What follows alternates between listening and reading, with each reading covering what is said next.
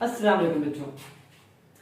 तो हमने previous topic में पढ़ा था special cases of elastic collisions in one dimension. उसके हमने 4 केसेस पढ़े थे।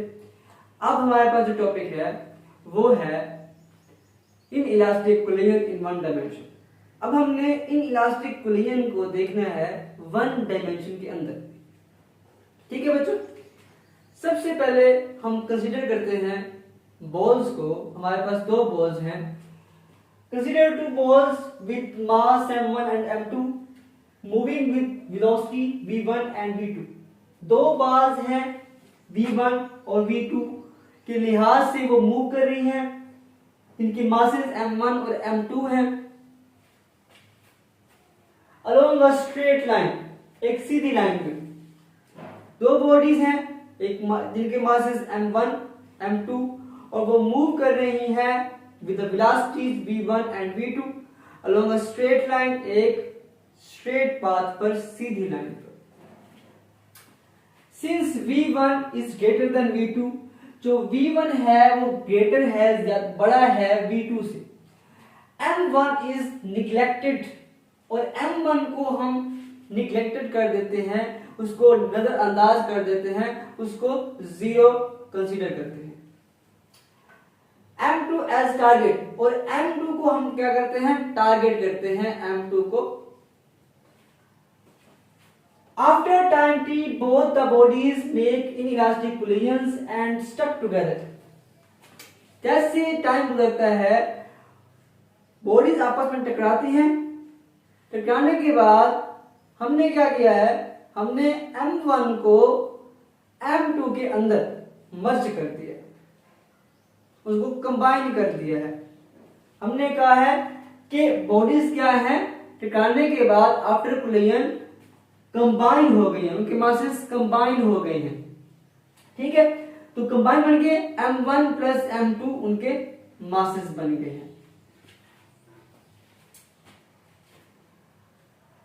which moves with the final velocity vf। अब ये जो बॉडी है ये मूव करेगी with the final velocity vf के साथ। Collision is inelastic means total momentum of a bar is conserve. अब इस केस के अंदर जो कोलिजन है वो इनइलास्टिक है। हमने इनइलास्टिक के बारे में पढ़ा था। The collision in which the kinetic energy of a system is not conserved is called inelastic collision, जिसमें कंजर्व ना हो। तो यहां पर तो क्या है, यहां पर जो एक मास है वो मर्ज हो गया है दूसरे के साथ और वही मूव कर रहा है विद फाइनल वेलोसिटी vf के साथ। हमने उसकी फाइनल वेलोसिटी मालूम करनी है जो ऑब्जेक्ट आफ्टर कोलिजन जा रहा होगा।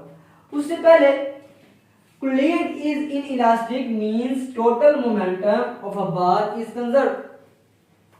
ये कोलिजन क्या है, इनइलास्टिक है। इसका मतलब ये है कि जो टोटल मोमेंटम, हमने ये भी कहा था कि टोटल मोमेंटम एंड एनर्जी और the system is always conserved.